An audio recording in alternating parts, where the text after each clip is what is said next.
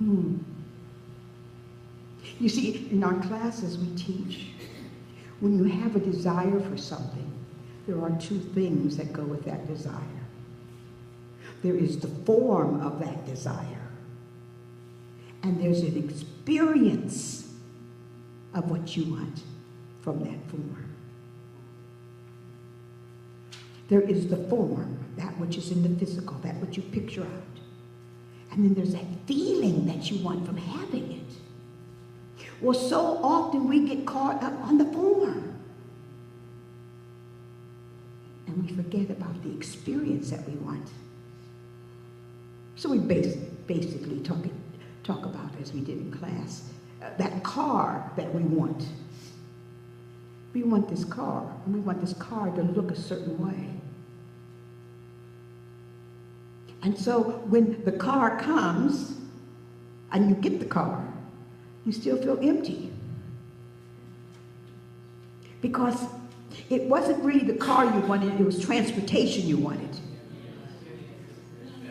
The comfort of not driving, the comfort of just kind of sitting and riding. But you didn't add on that experience part, but you got the form.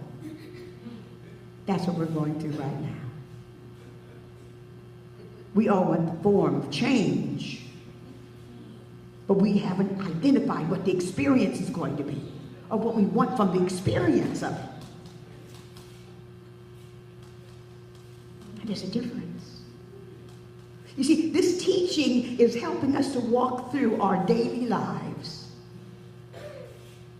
And one of the ways in which it does it is that which you focus on becomes your what? Your reality. Oh, say that again. That which you focus on becomes your reality. And I'm just saying, as just us in this room, how many times we focus on one person all the last 18 months? The form. How many times a day did we speak the name with feeling? Feeling brings about the manifestation. So we've got to be a little clear about who we are in the mind of God. And we have to let go of some of those things that we know are not godly. We have to identify that which we really, really want. And base our steps on that experience. Because when we look at it from that point of view, the sureness of the experience is ours. The ours of the nation, the ours of the world. Because you can't have it both ways. You can't have it both ways. So all I'm asking us to do is to be very clear about what we want and how we go about getting it. If we want a world that works for everyone, then that means everyone. No exception. No exception. And we say, where is God in this? And God is saying, I'm at the ultimate. I know the end results. I've always known the end results. If you're coming from good, it's got to be good. Good and very good. So that's our focus. The experience that we're going through now is good. We see it no other way. We see it no other outcome. We're able to experience at the very soul and core of our being that it's good. And can just a few people change the world? Of course they can. Yes, there can be. However, it's a one-on-one operation. It has to start with each one of us. To be in that. To change that. That which no longer serves our purpose, then we feel uncomfortable. But we're the only ones who are perceiving it in such a way that we're the only ones who can change it. It's a one-on-one process. And so as Jesus the Christ said, turn the other cheek. Turn away from that which you've been looking at and look at it a different way. Now that takes courage. That takes courage to boldly step forward and say, this isn't working for me. And I'm in it to help change it, not destroy it, but to help change it.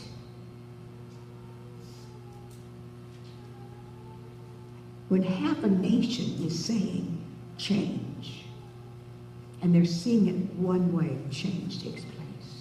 And the other half, and I'm saying maybe it's even more than half, is saying change.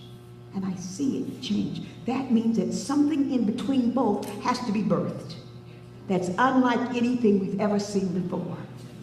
There is something wanting to be birthed. There is a newness that's claiming and wanting to be present. Not the old, not something that's a hybrid of a new, but something that's totally never been done before. And that makes us the way showers. That makes someone with vision to be able to know that it's not the past, it's not yet the future, it's in the now, and it's ready to be birthed into something new. Now, how can the geniuses that have the intelligence of the divine come up with something new? Only through God. Only through that divine intelligence that's always whispering to us, that's giving us a soft word. It's only through the identification of something mightier than we are. But that's how creation is, isn't it? It's not an imitation of anything. Creation is something new. And that's what's waiting to be birthed into our nation. This nation wasn't also a random idea. It's not a random idea that we live right here in Philadelphia where everything was set. I mean, there was some divine plan that was behind the curtain that sometimes we get a glimmer of. But it's a divine plan, for it comes from a divine creator. No imitations. Newness. Awareness, energy, boldness. It takes all of those qualities for us to continue to be the peace we want to be, we want to see, to be the love that we express, we want to express. Vicki gave me the peace and love this morning. Peace and love. Without it, she says, we can't make it.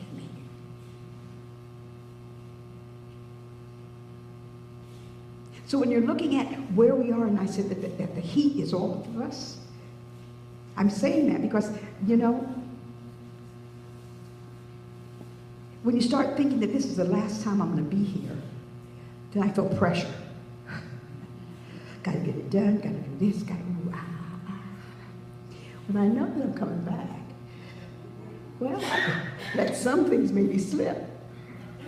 If I know that I don't want to come back, I know I got to keep working.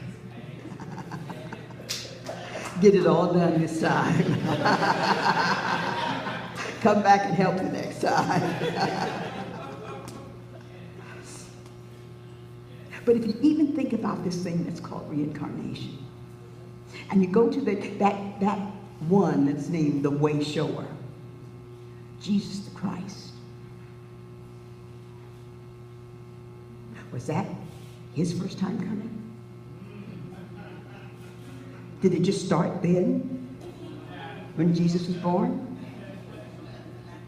Some say he's a reincarnation of Elijah. Some say Melchizedek. That Jesus made his trip many times until he walked on water. If he's the Son of God, he's my brother, then, perhaps he had the same kind of experience as I had in some form.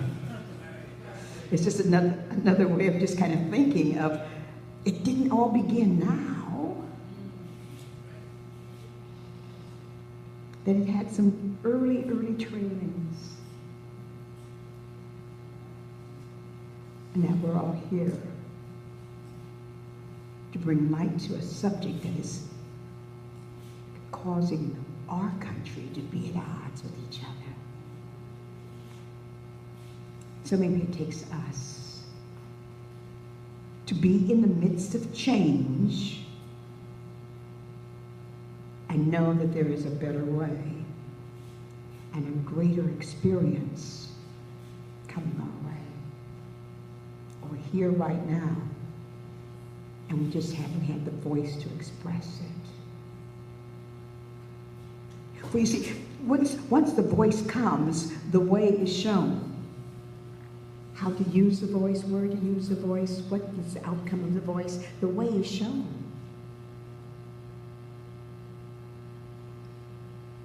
And when we're all, and since we're all this creative genius now,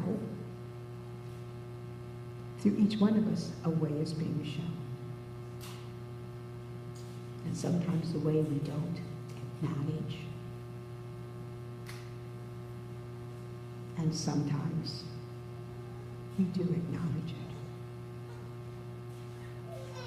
And the it that we acknowledge is that which has to be for the advancement, the forward movement, the forward evolution, going forward, never going back. Never going back. So this is a wonderful, wonderful time.